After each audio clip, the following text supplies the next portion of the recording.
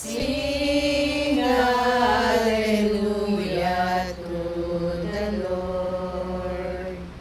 Sing hallelujah to the Lord.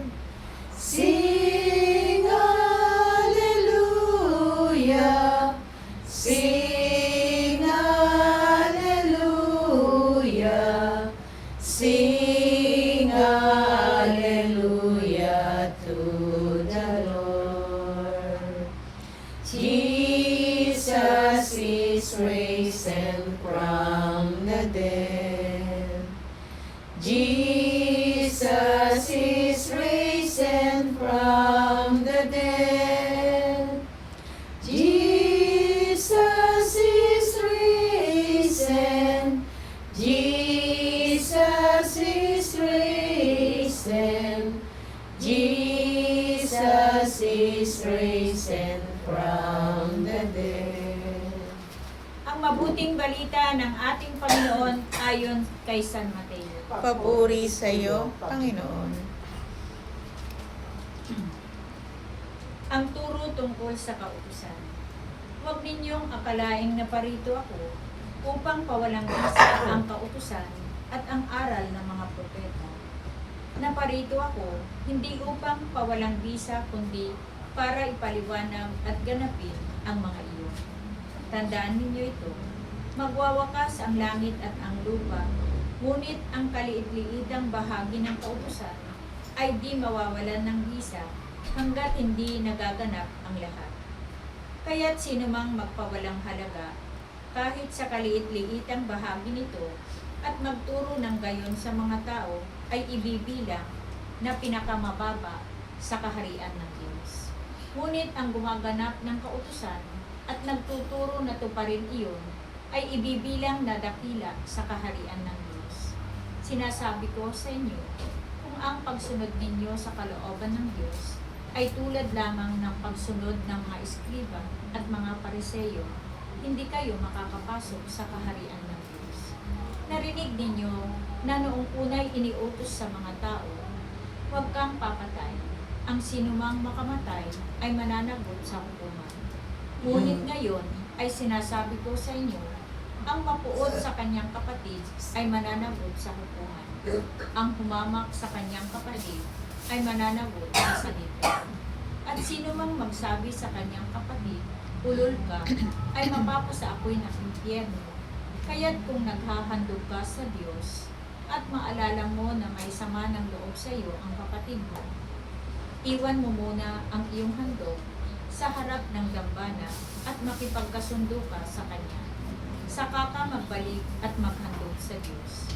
Kung may magsagdal labat sa iyo sa hukuman, makipag-ayos ka sa Kanya habang may panahon, bago Kanya iharap sa hukom. At kung hindi, ibibigay Kanya sa hukom at magbibigay naman sa iyo sa tanong. At ikaw ay mabibilanggo. Sinasabi ko sa inyo, hindi ka makakalabas doon hanggat hindi mo nababayaran ang kahuli-hulihang kusing.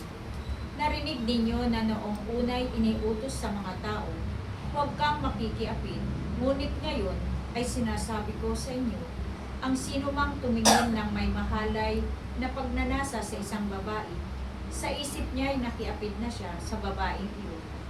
Kung ang mata mo ang siyang nagiging sanhi ng iyong pagkakasala, dupitin mo at itapon, sapagkat mabuti pang mawalan ka ng isang bahagi ng katawan, kaysa buo ang iyong katawang itapon sa impyerno. Kung ang iyong kamay ang siyang nagiging sanhi ng iyong pagkakasala, putulin mo at itapon. Mabuti pang mawalan ka ng isang bahagi ng katawan, kaysa buo ang iyong katawang itapon sa impyerno. Sinabi rin naman, kapag pinahiwalay ng lalaki ang kanyang asawa, ito'y dapat niyang bigyan ng kasulatan ng paghihiwalay. Ngunit ngayon ay sinasabi ko sa inyo, kapag pinahiwalay ng isang lalaki ang kanyang asawa, nang hindi naman ito nangangalunya, at ito'y nag-asawang muli, ang lalaking iyon ay nagkasala. Itinulak niya ang kanyang asawa sa pangangalunya. At sinumang mag-asawa sa babaeng hiniwalayan ay nangangalunya. Narinig pa ninyo na noong unay iniutos sa mga tao, huwag kang sisira sa iyong panunumpang pangako, pagpus ay tukdin mo ang iyong sinumpaan sa Panginoon.